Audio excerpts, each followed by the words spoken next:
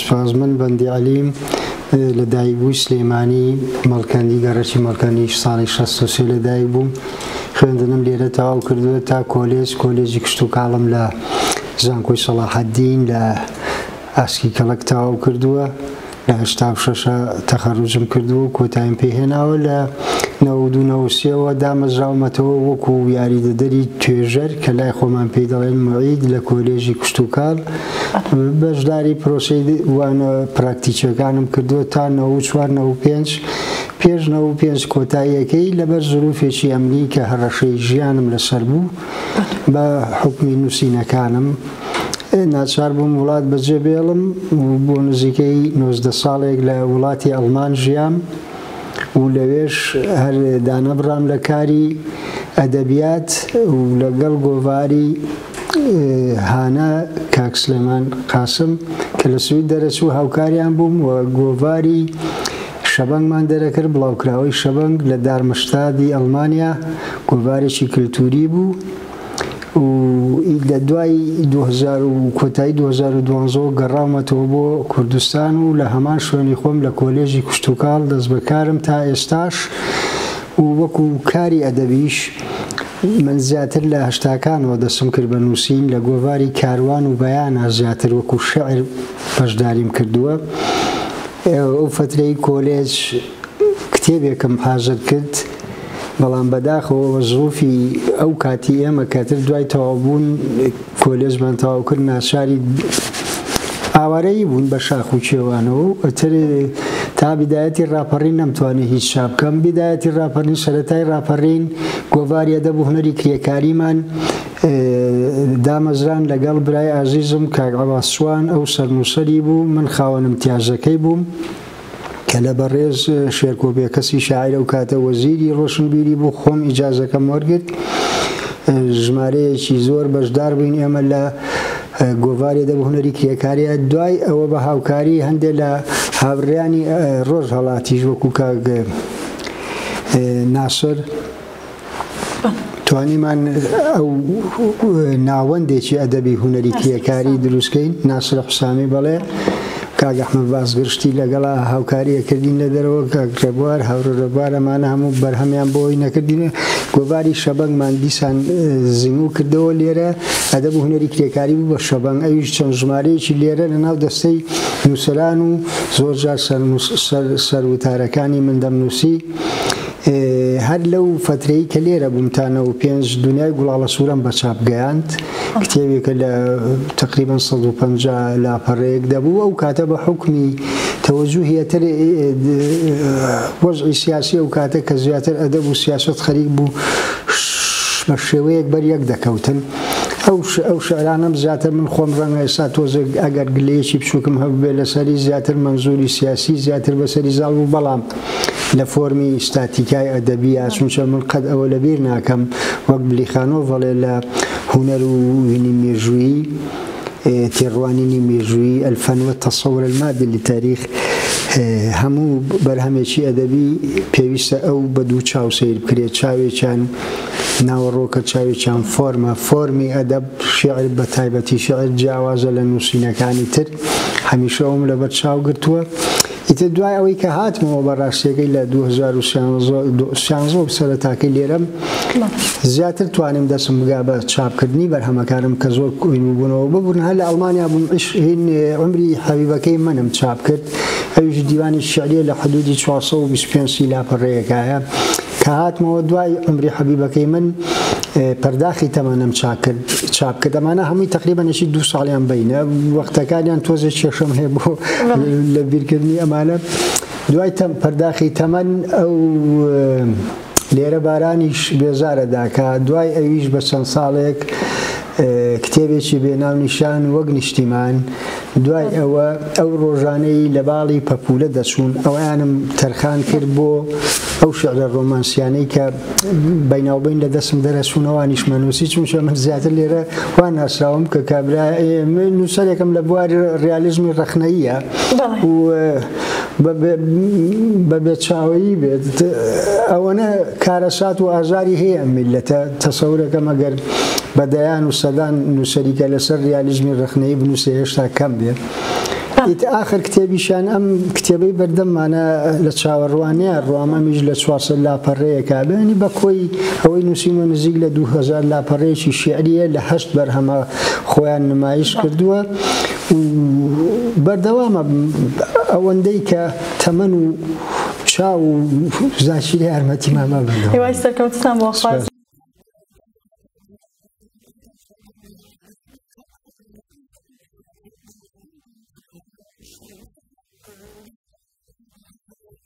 بەڵێ وەکو سەرەکیەکەی من بەڵێ لە شێعرا چونکە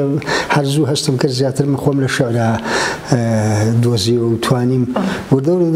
دەسوو پەنجەی لەگەڵا نەرمەکەیت و سەلیقەت پەیاکەی و دەکرێ هەندێک کورتە چیرۆکەم هەیە بەڵام من خۆم حەز ناکەم زیاد لە بوارێکی شێعری ژانرێکی ئەدەبی بچمە ناوی چونکە تەسەورەکەم کار لەسەر یەکتر بکەن و لە یەکتریان یعنی ئینسان لە هینەکان دوور کاتەوە ڕۆمان زۆرم خوێنوەوە دەتوانم ڕۆمان بنووسم بەڵام هێشتا ئەو تەجروبەیەم نەکردووە لە وەرجێڕانە فترەیەکە دەستم کردو بە وەرجێڕان لە زمانی عەرەبیەوە بۆ ئەم واڵەی کە یەکێتی نووسەران داماننا و کەژاڵخان کەژاڵەحمە و بەڕێوەی دەبات من ئیشی تەرجومەکەم ئیشی وەرجێڕانی ئەو دەقە عەرەبیانە دەکەم کە پێویستن بۆ ئەمڕۆی ئەدەبی کوردی و خوێنەری کورد تا حەدێکی زۆر ئاگاداریان لە تازەگەری ئەدەبی عەرەبی ڕەنگە نەبێ بە حوکمەوەی کە فترەیەکی زۆرە کوردستانی بەڵێن باشووری کوردستان لای خۆمان تەنیا زمانی کوردیە لەگەڵ خوێنم زیاتر ئینگلیزی هاتووتە ناوە لە عەرەبی دوور کەوتونەتەوە ئەدەبی عەرەبیش دەهێنێت و بە تایبەتی خوێنەری کورد دەهێنێت کە ئاگادار بێت لە ئەوەی پێڵێن حەداسە لە ئەدەبی عەرەبی یعنی تازەگەری ئەدەبی عەرەبی فترەیەکە بەوە شۆ خەریکی تەرجمە و وەرجێڕانیش من یەکێکم لەوانەی کە تۆزێ بەختم کەمە لەوەتر نازانم هۆکارەکەی سێ بەڕاستیەکەی هەرچەنە من لە ئێمە ئەو ژیرە بووین بۆ نمونە جەمال غەمبار و کاک بەرزان هەستیار و مەجموعەیەکی کە لە هەشتاکان و کۆتای هەفتاکانەوە دەستمان کرد بە بڵاوکردنەوە لە گۆڤارەکانە ڕەنگە ئەوانێک چانسێکیان هەبوو بێ و بەختیان باشتر بوو بێ لە هین لە بڵاوکردنەوە بەڵام بە دانسقە چەند دانە شێعرێک بۆ زمانی فارسی چەند هاوڕێیەکی خۆمەوەی کە لێرەن کردویانە بە فارسی بۆ زمانی عەرەبی چەند هاوڕێیەکی خۆم هەوڵیان ناوە کە بەتایبەتی پۆستەرە شاویەکان کە کورتن ئەوانیان کردەوە بەس وەکو بەرهەم تا ئێستا ئەو چانسەم نییە. بەڵێ هیوادارم لە داهاتوودا ببێ کاک بەندی ئشارەتان بەوە کرد چەند ساڵ لە تاراوگە ژیاون لە دەرەوەی وڵات ژیاون و دانەبراون ئەدەبیاتان ئەدامەدا و شارتان ئەدامەداوە ئەگەر بێت و بەراوردێک لەگەڵ ئەدەبیاتی خۆمان و ئەدەبیاتی تاراوگە بکەن چۆن بە حکمەوەی کە بێزگە لە جیاوازی جوگرافیا ئێمە لە دوو زەمەنی جیاوازات ئەتوانم بڵێ مەژین نووسەرێکی سووری هەیە حەزەکەم ئیشارەت بە وتەیەکی بەم کە زۆر بە دڵمە خۆم هەرچەندە من کێشەی ناو ڕقەمم هەیە کە لێم مەگرن ئەگەر ناوم بێ بەس هاشم مەهدی پێم وابێ ئەوە دەڵێت جیاوازی بینی بۆ نمونە دیمەشق کە خۆی سووریە تاک و پاریس بە فڕۆکە گەر بفری 4 ساعاتە بەڵام ئەگەر بە زەمەنی بیرکردنەوە و بە زەمەنی کولتور و ئەدەبیات حسابی بۆ بکەیت 400 ساڵە. ئەو فەرقە ڕەنگە ئەدەبی کوردی کەمتر بگرێتەوە لەبەرەوەی نووسەر و خوێندنەری کورد زیاتر ئاگادارن و خوازیارن کە بگەڕێن بە شوێن ئەدەبیاتی جیهانیە بە حکمەوەی یەکێک لەو بەڕێزانی کە توانێتی 180 کتێب تەرجمە بکە لە زمانەکانی کۆ بۆ زمانی کوردی مامۆستا حەمەکەریم عارفە شێرزا حەسەنە چەند زهینێکی زۆری کردووە ئازاد بەرزنجی مامۆستا کاک ئازاد بەرزنجی ئەمانە هەموو توانیویانە دەورێکی باش ببینن بۆ کورتکردنەوەی ئەو ماوەیە کە ئەو زەمانەی لە بینی ئێمە و ئەواندایە ئێمە فترەیەکی زۆر تا ئەم پێشڕاپەڕینی ژەنگ ئەگەر بە هەڵە نەڵێم لە سەردەمی ئەدەبیاتی کاریگەری و کاردانەوەی فیوداڵا ژیابێتین بەڵام ئەو دەوڵەتانە بە 100 ساڵ پێش ئێمە سەردەمی مانیفاکتەریان بەجێهێشتووە سەردەمی فیوداڵ و کشت و کاڵ و بڵێن ئەو شتیان بازرگانیان بەجێهێشتووە لە ناو سەردەمی تەکنۆلۆژیای تازەیاژین ئەو فەرقە هەیە بڵێ عادەتەن نووسین بریتە لە هەندێک شت کارەکتەرەکانە ڕووداوەکانە کەرەستەکانە حتمەن ئەو کەرەستانەی لە ئەدەبی ئەوروپیان تازە لە ئێماسن یعنی ئەچێتە ناو ئەدەبیاتەوە ئێمە ڕەنگە لە ئەدەبیاتان نەمانتوانی بێ باش لە تەکنۆلۆژیای تازەکەین ئەوان زۆربەی ئەگەر سەرنجە بدەن ئەوانەی ئەو ڕۆمانانەی کە دەکرێن بە فلیم بەشێکی زۆریان خەیاڵیە چێ بۆ کەوکەبەکانی تر ئەچێتە دەرەوەی ئەم هەسارەیە ئەدەواتەکانیان ئەدەواتی ڕۆژانەی بێتاقەتکەر و بێزارکەری خەڵکی عادی و سادەی ئەو وڵاتانەیە یعنی کەمە بینی ئێستا وەکو سەردەمی ئەڕۆستۆکراتیەکان ئەدەبی ئەوروپی باسی ماڵی قەسری مەلیکە بکات یا ئەمیرێ بکات میرزادەیە بکات مناڵەکانی چۆن دەژینیانە زیاتر ئەوان ئەدەبەکەیان سادە بۆتەوە بۆ ناو ژیانی ڕۆژانەیان بەڵام لا ئێمە ئەگەر هەست پێ بۆ حتا ئێمە لە ئەدەبیاتی ڕۆمانسیشمانە نەک هەر ئەوانەی تریانە کولتوری هەڵگری کولتوری خۆمانمان بەتەواوەتی پێوە وەکو وەڵی لۆکاڵی تیا بەرجەستە کراوە و دیارە ئەدەبیش من ئەوە بە ڕەخنەش نازانم چونچێ هەموو جوگرافیایەک کە تابیری ئەدەبەکە لە پێشە مشتێکەوە لە لۆکاڵەوە لە ناوچەگەری خۆیەوە دەست پێکات لە ژیانی سادەی کەسەکانەوە دەست پێکات بە حکمی فەرقی ئەم دوو جۆرە لە ژیانە ئەدەبی ئەوروپی ئەم ئەدەبیاتی ئەمەی تەجاوز کردووە بەجێ هێشتووە فترێکی زەمانێکی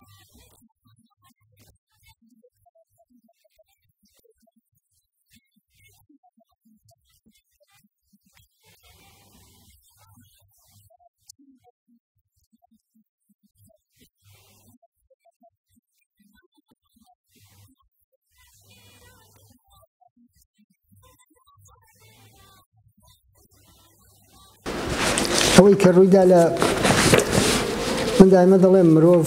لە هەموو شوێنێکا مرۆڤە بەڵام ئەتر ئەو ئازارەی لە کەسی خۆتەوە پێ دەکا ڕەنگە تۆزێ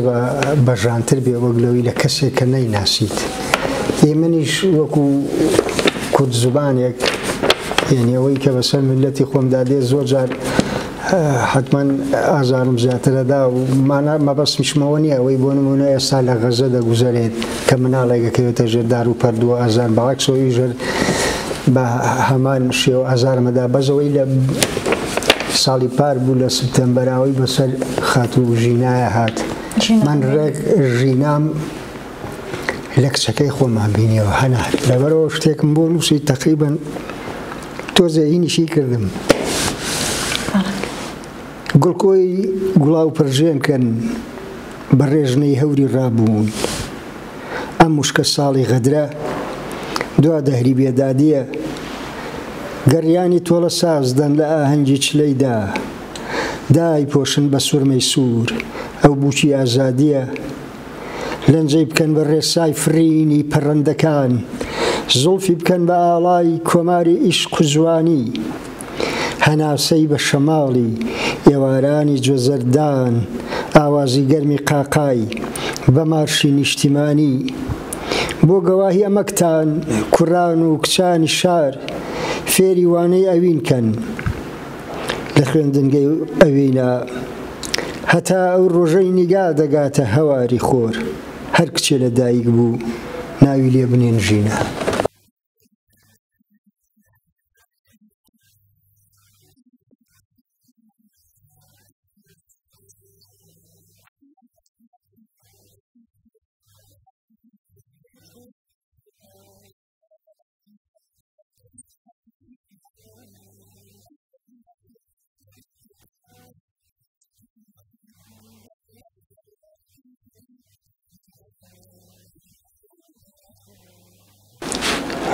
ئەدەبی کوردی وابەستەی نەکەر ئەدەبی کوردی هەموو ئەدەبیات لە هەموو میلەتانی دنیاە وابەستەی کاتە زەمەنە سەردەمە وابەستەی ڕووداوەکان و ڕۆچوون و بەرەو پێشچوونی بەڵێن زۆری ژیانەتیایە هەر لەو کتێبەی ئێستا باسم کرد تێڕوانین ئەوەی بلیخانۆف الفن والتصور المادي للتاريخ يعني هنر و تێڕوانینی مێژووی بۆی باش لە قۆناغە گواستنەوەکانەکە ئەڵێ لە عەرەبیا پێڵێن ظاهری تەجەیل یعنی ظاهری نەوەکان دیاردەی نەوەکان لە هەموو قۆناغێکی ئەدەبیاتی هەموو میلەتێکدا دوو ئەدەب دەگوزەرێ ئەدەبێکیان سەردەمی خۆی خەریکە تێدەپەڕێنێت لە بابەتە زۆر زۆر تۆکمەیە بەڵام لە فۆرمە بەشێکە لە فۆرمی ڕابردوو لە بەرامبەر ئەمیشدا ئەوەی پێڵێن نەوەی نوێ گەنجان ئەدەبێکی تازە دەهێنەکایەوە ڕەنگە لە بابەتە ئەو تۆکمەیە نەبێت بەڵام لە فۆرمێکی تازەترە باز لە ئایندەیەکە ئەمە تقریبان ئەگونجێ بۆ هەموو سەردەمێکی هەموو میلەتانی تر وەکو ئەدەبیاتی خۆشمان ئەوەی من ئەتوانم قسەی لەسەرکەم زیاتر یان بەداوای لێبوردنەوە ئەدەبیاتە لە باشوورە چونکە ڕەنگە کەم و زۆر ئاگاداری هین نەبووبێتم ئەوانەی تر نەبووبێتم بەڵام لە شیعر و چیرۆک و ئێستا خەریکە ڕۆمانی ژەگرێت شێوەیەک لە هەڵاوسانن هەیە لە چاپکردنی کتێب و بەرهەمە بەڕای من هۆکارەکەش یەگەڕێتەوە بۆ ئەوەی کە ئەوەی پێی دەوترێ خوێندنەوەی ڕەخنەی کەمە لە ناو ئەدەبیاتی ئەم ڕۆمانە هەر قسەم لەسەر ئەوە نییە ئینسان هەستەکانی خۆی بکا بە کتێبی یا بە نووسێنێ بەس قسەم لەسەر ناونانێتی یعنی تۆ کە بەرهەمێک ناوەنەی شعر بەرهەمێک ناوەنەی ئەدەب چیرۆک بەرهەمێک ناوەنەی ڕۆمان دەبێ بنەمە ئەکادمیەکانی ئەو ژانرەی تیابێ بەداخۆ من خۆم ئێستا ئەوەی لەبەر چاومایە کتێبێکی زۆر چاپ کراون بە ناوی شعرەوە کە بنەما سەرێکیەکانی شعریان تیان نییە هەستە بەڵێ هەستی ئینسانێکە لەسەر سرم لەسەر چاوم ڕێزی تایبەتیم هەیە بەس من کێشەم لەسەر ناونانەکەی هەیە یعنی بەڕای من ئەگەر بێوتایە یادەوەریەکانم یاخوو بیر و ڕای من باشتر بوو وەک لەوەی کە ناوی خەریکە ئەم حاڵەتە ئەم زیادە ڕەویە لە نووسینە خەریکە بواری چیرۆک و ڕۆمانی ژەگرێتەوە بەداخەوە بەڵامەتر ئەوەی خۆشحاڵەکەی لەوایە کە دایمە لە هەموو سەردەمێکە لە ناو ئەدەبی کوردیا کەسان هەن ژمارەیەک هەن کە ئەتوانن نمایندەی ئەو ئەدەبیاتی ئەم میلەتە بکەن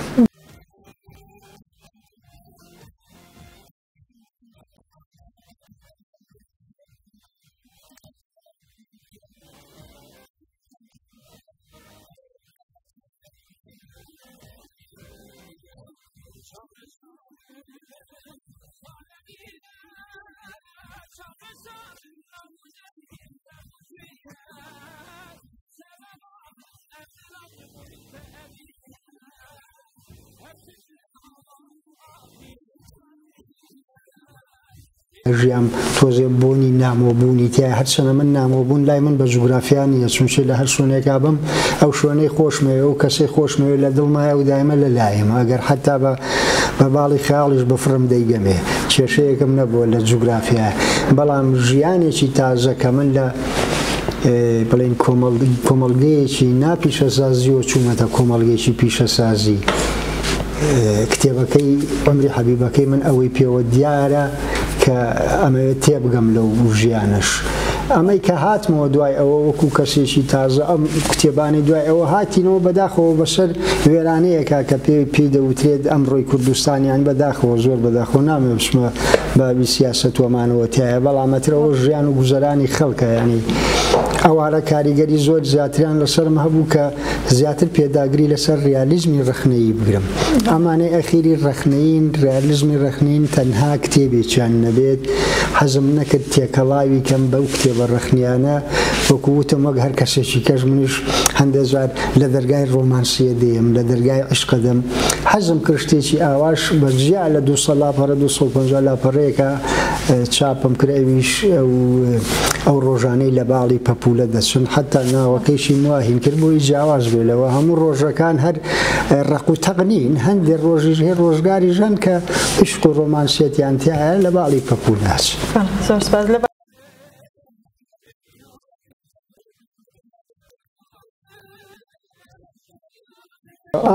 ئەمەیان لە دوای ئەمەی من بەبەستم و تەواوکەری کتێبێکی بێناونیشانە وەک نیشتیمان ئەو کتێبە ئەمە تەواوکەرێتی چونچە زۆر دەرەچوو نەمەتوانی 800 لاپەڕە لە کتێبێکا بم و تقریبا تا ئێساش من لە خەمی نیشتیمانێکە ئەژیم کە سێ گۆشەیەکە تایە لەم سێ گۆشەیە خەریکە ژیان لە گۆڕن لێ خەڵک دەسەڵات نیشتیمان تەمان بە دیدێکی ئستاتێکی هونەری و من باسەکەم ئەمە تەواوکەری ئەوە و زیاتر ئازارەکانی دەردی برادەرێکمەوەی ئەو ڕۆژەی کۆڕەکەی برد حەز ناکەم ناهیبێنم وتی ئەم کتێبە ئەو قسەی لەسەرگوتی ئەم کتێبە توانین پێی بڵێن ئازارنامە ئازارنامەی کەسێکە بەدەست خەڵکەوە نەک بەدەست خۆیەوە یان ئەوەی بوونە زیاتر لەم کتێبانی لەم دوو کتێبی ئەخیرما من خۆمم بە تەمام لەمەولا ئەو پرسیارم پێ خۆش بوو بە تەمام ئاوڕێکیش بەمەوە لە خۆم چونچە من خۆشم هەندێ ئازاری تایبەت و ڕەنگە هەم بێت و ئەم ئازاری تایبەتی ئەم منەی کە دەیڵێم وەکو هۆرا شەڵێ ئەڵێ ئەو منە هەر من نیم ڕەنگە هەزاران منی کە بێ وەکو من لە منە کۆوە بنەوە لە ئازارەکانی منە لە ئایندەیە دەبێت بەوە ئەمە هەر تەواوکەری ئازارەکانی نیشتیمان و خەڵکە ئەگەر ڕوخسەتم بن پێمان خۆشەیەکێک لە شارەکانی کەیەوە بۆ خۆتان زیاتر ئەستانێ بۆ من ئیکرامە لە مەزاری زیندوەکانە نە ناڵەی نەی دەگاتە گوێ نە ئەو مەزاقە تاڵەی مەی لێو سر دەکا و زمان دەسوێ نە هەورێکی مژدە دەگری و نەگەندەمووی گیانی ئومێدێ لەسەر سنگی زەوی دەڕوێ لە مەزاری زیندوەکانە بێجگە لە پەیکەر و داهۆڵ بێجگە لە پوش و درک و خۆڵ نەکەس جێپێی خۆی دەبینێ و نەسێبەری کەسێ دەزمێ لە مەزاری زیندوەکانە ژیان وەک ئێرە بێدەنگە و جێ ناجێیەکی بێڕەنگە و مرۆڤ نەبینایی دەوێ نەزار و گوێ لە مەزاری زیندوەکانە بە ژیانەوە سەرقاڵین ئێمەی داهۆڵی بێسێبەر ئێمەی پەیکەر دوجار ڕەنگی یادگاریەکان کاڵ دەبنەوە و دەبنە دوو ڕەنگ سپی وەک بەفری تەمەن و سپی وەکو بەفری تەمەن بەسەر دۆندی ڕیش و سەردا ڕەشیش وەک ئەو تونێلەی ڕەشیش وەکو ئەو تونێلەی هەر هەمومان بۆی دەچین و نە ئەو سەری دەربیجەیە ئیتر هێندە خەمی دنیا لە کۆڵمەڵێ بە خۆڕایی ڕۆژ نییە نەگاتە زەردە و دێر نییە نەگاتە خاڵی بەرکۆتایی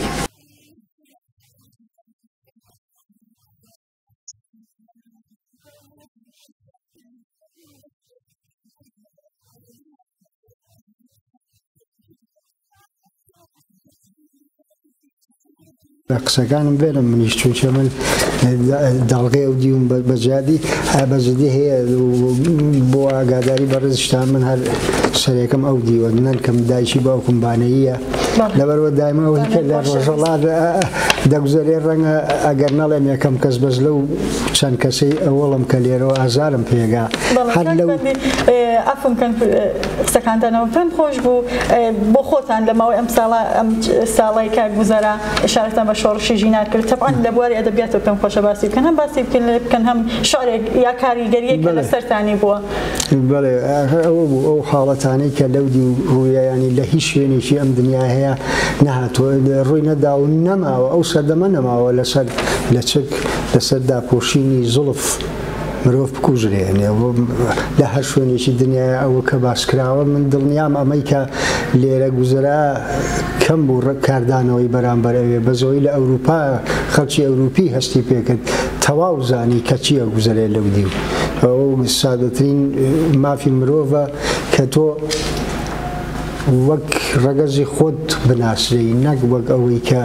ڕەگەزت ببێ بە تاوان بۆت ڕەگەزت ببێ بە عیبە ڕەگەزت ببێ بە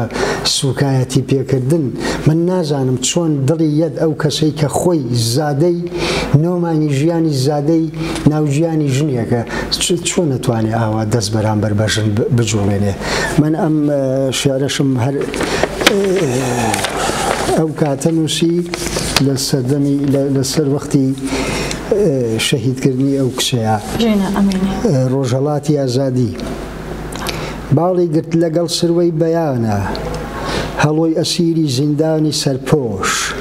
ڕوو لە ئاسمانی سووری ئازادی ڕێبوارانی خۆر چاویەوە خۆش ئەگریجەی ژینا بوو بە بەیداخی قرمژنی هاوار لە زوڵمەتی شەو دەسا ئەی ئەهلی ئەشکەوت و جادو سوبحی حەق هەڵات ڕاپەڕن لە خەو بوون لەگەڵ نەبوون دووتای تەرازوون هەستەمە هەرگیز بەرامبەر یەک بن تای نیاز ئەگەر ڕوو لە دۆند نەبێ ڕۆچوونە بەرە و خەڕەندەی مردن چرۆ خۆ بە خۆ چاو ناکاتەوە درەختی هیوا ئاودێری دەوێ بژاری دەغڵ و خاری بێدادی زەبری یەک دەستی بژێری دەوێ گەڕیانی دەهرە و